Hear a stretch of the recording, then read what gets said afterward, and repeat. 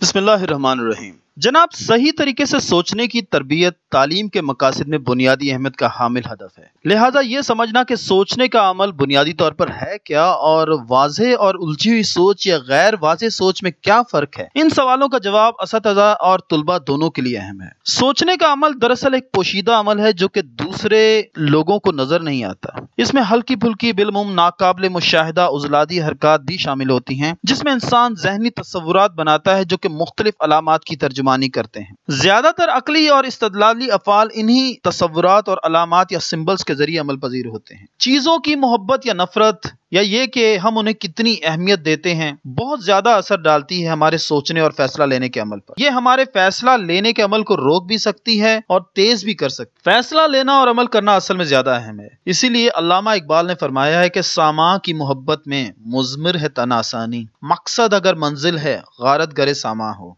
वापस आते हैं हम सोचने के अमल को समझने की तरफ के तस्वुरात जो सोचने के अमल के दौरान पैदा होते हैं वो ज़हनी तस्वीरें हैं जो कि हर शख्स का एक मुख्तलिफ ज़हनी तजर्बा होते हैं। इसलिए एक ही मौजू के बारे में सोचते हुए दो अफराद उसके बारे में मुख्तलिफ ज़हनी तस्वुर कायम कर सकते हैं और मुख्तलिफ राय पर पहुंच सकते हैं। इसीलिए अजीम माहिर नफ्सियात हेनरी ई गर्ट ज़हनी तस्वुरात को कंडीशन रिस्पॉन्स का नाम भी देता है। हर वो चीज़ या काम जो कि हमारी फितरत सानिया बन गया है क्योंकि हमने बार बार उसको उसी अंदाज में किया है या उसको उस अंदाज में करने की मश्क की है, वो काम दरअसल कंडीशन रिस्पॉन्स है। यानी कि सोचने और फैसला लेने के अमल में हमारी आदतें या आदती तौर पर सोचने का अंदाज एक अहम किरदार अदा करता है। आदती तौर पर सोचने का अंदाज वो अंदाज है जो कि कोई भी चीज देखने पर या कोई नाम या बात सुनने पर या किसी तजर्बे से गुजरने पर हमारे अंदर पैदा होती है। चाहे कोई तस्वुर कितना ही मुजर्रद या एब्स्ट्रैक्ट हो, जहन में कोई ना कोई खाका या तस्वुर जरूर बनता है। मसलन रियाजी के आइडियाज या कॉन्सेप्ट जिनमें हिस्सी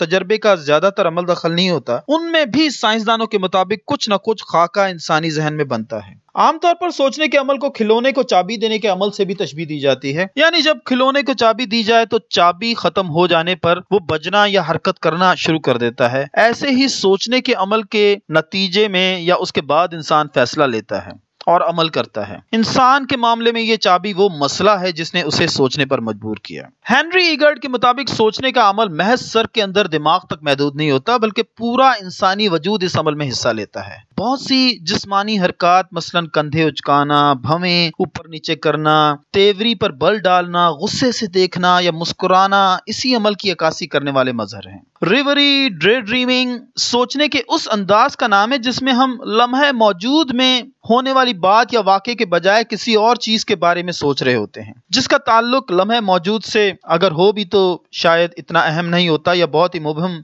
होता है। इसीलिए तुलबा को तरबियत दी जाती है कि वो लम्हे मौजूद में ज़ेरे बहस मसले पर तवज्जो मरकूज करें, उसके बारे में तमाम मुतल्लका हक़ाइक़ पर नजर रखें और उन्हें उनकी मंतकी तरतीब में रखें ताकि वो किसी मुनासिब मंतकी नतीजे तक पहुंच सकें।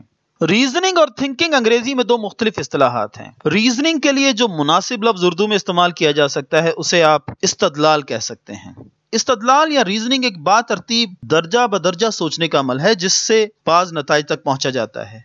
यह हमेशा किसी गोल या मकसद को सामने रखकर किया जाता है। कॉम्प्लेक्स लर्निंग में रीजनिंग ही काम करती है जिसमें साबका तजर्बात और मुमकिना नताइज व लाए अमल की मंतकी तरतीब व तफहीम लाजमी है। मसलन अगर आपने कहीं जाना है और आपके पास मुख्तलिफ किस्म के जराए हैं तो आप अपने वक्त और काम की नौयत को सामने रखते हुए मुनासिब जरिए का इंतखाब करेंगे और यह जरिया सस्ता तरीन भी हो सकता है और महंगा भी और दरमियाना भी।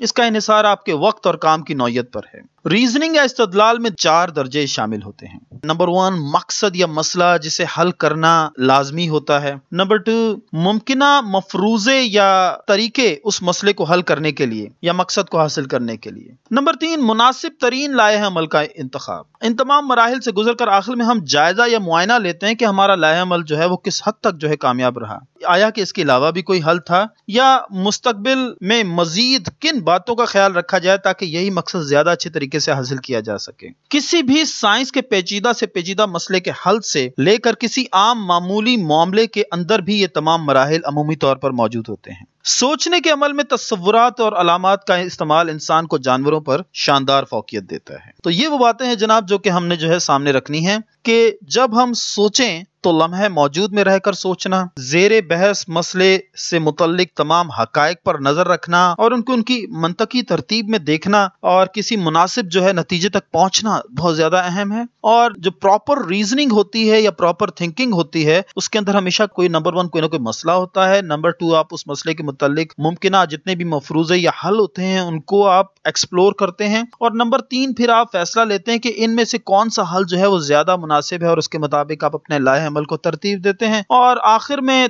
तमाम मराहिल से गुजर कर आप एक दफा फिर जायजा भी लेते हैं, इवेल्युएट करते हैं कि आपने किस हद तक जो है इस मसले को ज्यादा अच्छे तरीके से हल कर लिया है या ये मकसद जो है आपने कामयाबी से हासिल कर लिया है।